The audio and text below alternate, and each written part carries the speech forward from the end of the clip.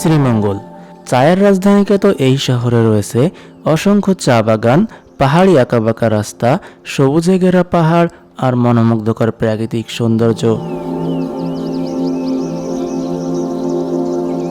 আজ আপনাদের সামনে তুলে ধরব শ্রীমঙ্গলের অন্যতম পর্যটন স্পট মাধবপুর লেক। শ্রীমঙ্গল শহর থেকে প্রায় 16 কিলোমিটার দূরে অবস্থিত এই মাধবপুর লেক।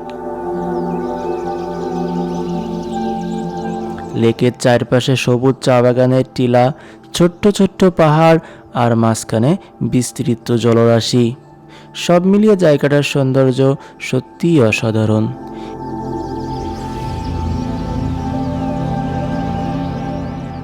এই লেকে বিভিন্ন সময় বেগুনি ও লাল শাপলা দেখা যায়। তো বন্ধুরা, চলুন আজ ঘুরে আসি শ্রীমঙ্গলের সবচেয়ে জনপ্রিয় পর্যটন স্পট মাধবপুর লেক থেকে।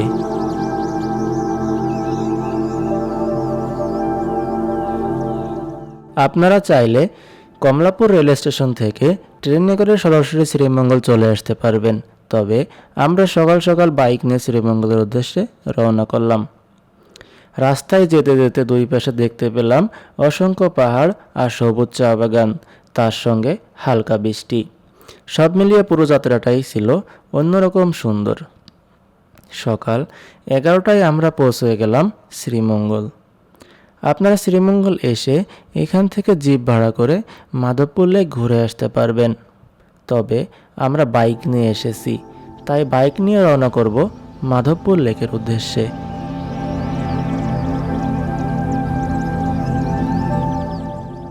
শ্রীমঙ্গলের রাস্তা দিয়ে যেতে যেতে চারপাশে শুধু চা বাগান আর সবুজের সমারোহ। সত্যি বলতে শ্রীমঙ্গল যে এত সুন্দর, এখানে না এলে হয়তো বুঝতেই পারতাম না। রাস্তায় যেতে যেতে হঠাৎ চোখে পড়ল রাস্তার পাশে সাজানো আনারস।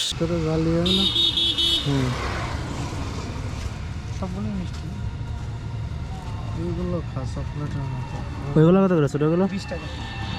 দুটো করে ছোটগুলোই দেন, এটাই ভালো হবে না।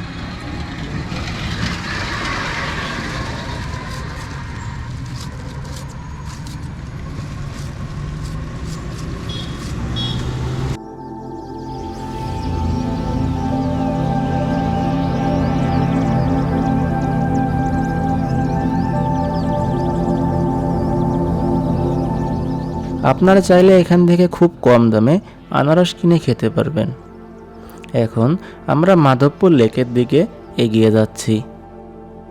শ্রীমঙ্গল শহর থেকে কিছুটা সামনে এসে এই পথ ধরে আমাদের মাধবপুর লেকের দিকে যেতে হবে।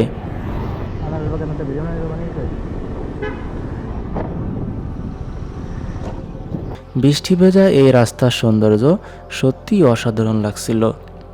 আপনারা যদি বাইক নিয়ে এখানে আসেন তাহলে এই পাহাড়ি আঁকাবাঁকা রাস্তা আর চারপাশের প্রাকৃতিক সৌন্দর্য খুব কাছ থেকে উপভোগ করতে পারবেন।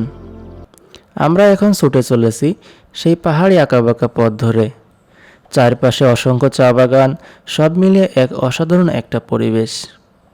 বলতে বলতে আমরা এখন প্রায় মাধবপুর লেকের কাছাকাছি চলে এসেছি। এখন আমাদের বাইক পার্কিং করতে হবে। এরপর আমরা প্রবেশ করব মাধবপুর লেকের ভিতরে। ভিতরে ঢুকতেই চোখে পড়ল অসাধারণ একটি লেক। লেকটির গভীরতা বেশ ভালো। এখানে গরমের সময়ও পানি অনেকটা এরকমই থাকে। লেকের পানিতে অনেক লাল শাপলা দেখতে পেলাম।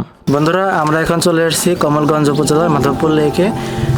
এখানে আমরা এসে দেখতে পেলাম অনেক চা বাগান, তারপরে পানি, আকাশটাও অনেক সুন্দর। একটু আগে বৃষ্টি হয়েছিল, এখন রোদ উঠছে। তো বন্ধুরা, আমরা এখন উপরে যাব, আমার সঙ্গে থাকুন।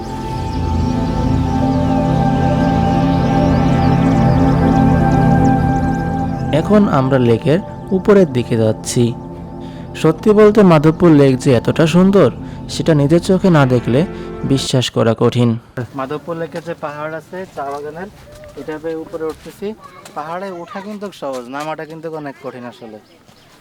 আমরা এখন পাহাড়ি পথ ধরে বেয়ে উপরে যাচ্ছি।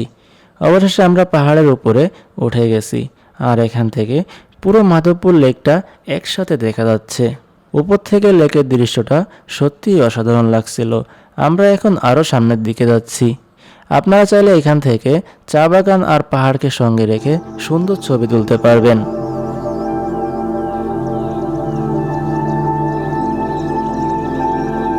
মাধবপুর লেক 1965 সালে চা বাগানে পানি দেওয়ার জন্য তৈরি করা হয়েছিল। আমরা এখন মাধবপুর লেকের আরও গভীরে যাচ্ছি। সামনে একটা উঁচু পাহাড় দেখা যাচ্ছে, আমরা ওই দিকেই যাচ্ছি।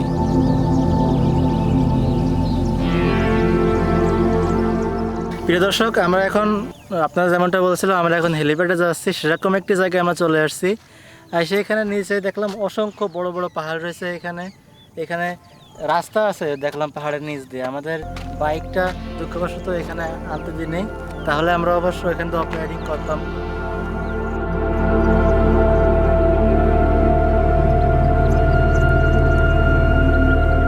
এখানে এসেই আপনারা অনেকটা বান্দরবনের মতো ফিল পাবেন। চারপাশে পাহাড়, সবুজ চা বাগান আর সুন্দর পরিবেশ, সব মিলিয়ে জায়গাটা সত্যিই অসাধারণ। তাই আপনারা সুযোগ পেলে একবার হলেও মাধবপুর লেক ঘুরে আসবেন।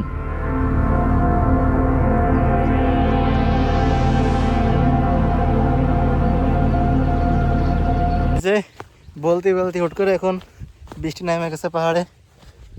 আমরা ফিরে যাচ্ছি, জোরে বৃষ্টি আসতেছে। অবশ্য আমরা দেখতেছিলাম ওই ইন্ডিয়ার দূরে পাহাড় দেখা যায়, এখানে বৃষ্টি হচ্ছিল।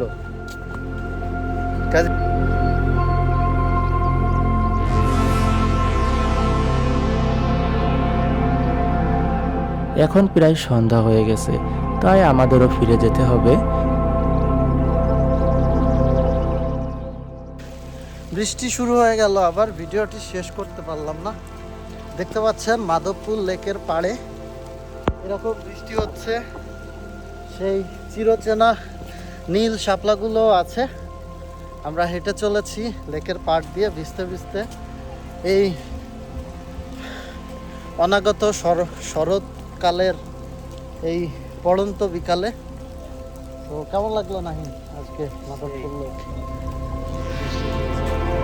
সবাই ভালো থাকবেন, আল্লাহ হাফেজ।